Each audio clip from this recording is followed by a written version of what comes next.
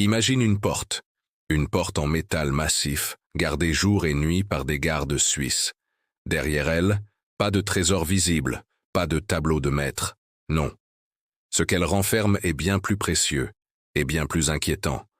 On l'appelle la chambre de Saint-Pierre, un lieu entouré de rumeurs, de silence et de secrets. Pourquoi est-elle si protégée? Que contient-elle vraiment?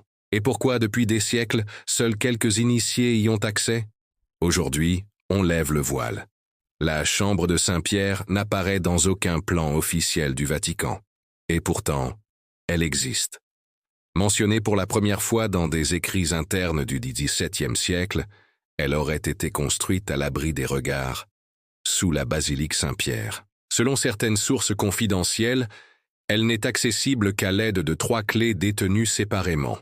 Une par le pape, une par le camerlingue, et la dernière par le préfet des archives secrètes. Rien que ça. Mais ce lieu n'est pas une simple salle. C'est une chambre forte creusée dans la roche du Vatican, renforcée après chaque nouveau pontificat. Pourquoi tant de précautions? Des témoins discrets, anciens membres de la curie, évoquent plusieurs objets conservés à l'intérieur. 1. La canne de Saint-Pierre lui-même. Un bâton pastoral en bois noirci, conservé dans un tube de verre depuis des siècles. L'Église ne l'a jamais montré officiellement. 2. Le testament de l'apôtre Jean. Un manuscrit mystérieux, apocryphe, qui contiendrait les révélations cachées de l'Apocalypse. Jamais publié car jugé. Trop dangereux. 3. Des artefacts païens récupérés lors des croisades. Notamment une statuette égyptienne prétendument liée à la magie ancienne que l'Église préfère garder enfermée que détruire.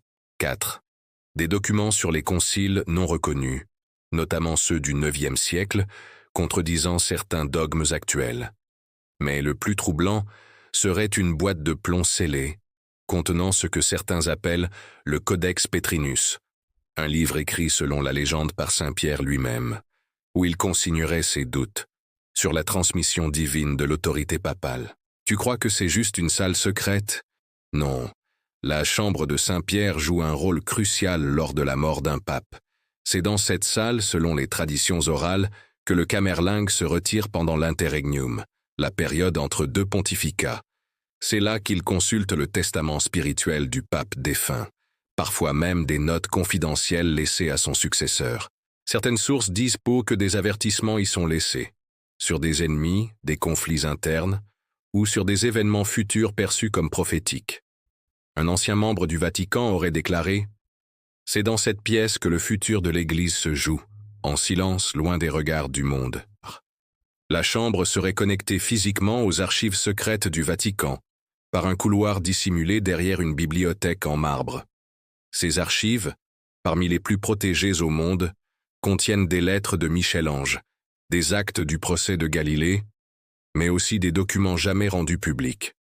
Ce lien entre la chambre et les archives a nourri une théorie intrigante.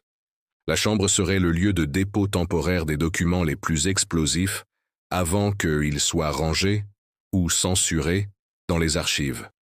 Autrement dit, c'est la salle de tri du pouvoir. Ce qui est révélé, ce qui est gardé, ce qui est effacé. Des historiens indépendants, notamment l'italien Mario Biglino ou le chercheur allemand Hannes Roth, ont proposé des théories plus extrêmes. Selon eux, la chambre contiendrait des preuves d'un culte ésotérique parallèle présent dans l'Église depuis le Moyen Âge, des cartes antiques de l'Ancien Monde, y compris une version antérieure de la carte de Piri Reis, et même des reliques d'origine extraterrestre, récupérées en lien avec le secret du 3e secret de Fatima. Des fantasmes? Peut-être. Mais ces chercheurs ont tous un point commun. Leurs accès ont été suspendus brutalement après certaines publications. Ne crois pas que cette chambre est un vestige du passé. Elle serait utilisée encore aujourd'hui par le pape François et certains cardinaux de confiance. On dit qu'elle est dotée de technologies modernes de sécurité, capteurs thermiques, brouilleurs de signal, et même un dispositif de lecture biométrique. Pourquoi? Car certaines décisions clés de l'Église y sont discutées à huis clos. Des décisions jamais enregistrées, jamais notées, jamais votées officiellement. Des décisions prises à voix basse, dans une salle taillée dans la pierre, sous les fondations de l'église. Ce que cache vraiment cette chambre, ce n'est peut-être pas un objet. C'est une philosophie du pouvoir. Dans une institution aussi vieille, tout est question de continuité, secret et sacré. Ce qui est su ne doit pas toujours être dit. Ce qui est transmis ne doit pas toujours être montré. Le Vatican garde ses secrets, non pas seulement par peur, mais parce qu'il pense que le monde n'est pas prêt à tout entendre. Alors, que cache vraiment la chambre de Saint-Pierre? Un artefact? Un manuscrit interdit? Une preuve que l'histoire de l'Église est différente de ce qu'on croit? Peut-être tout cela à la fois, ou peut-être quelque chose de bien plus simple. Le besoin de protéger le cœur invisible d'une des institutions les plus puissantes de l'histoire. Et toi, que penses-tu? Doit-on tout révéler au nom de la transparence? Ou certaines vérités doivent-elles rester enterrées pour préserver un équilibre plus vaste? Appel à l'action. Dis-moi en commentaire ce que tu penses de ce lieu mystérieux.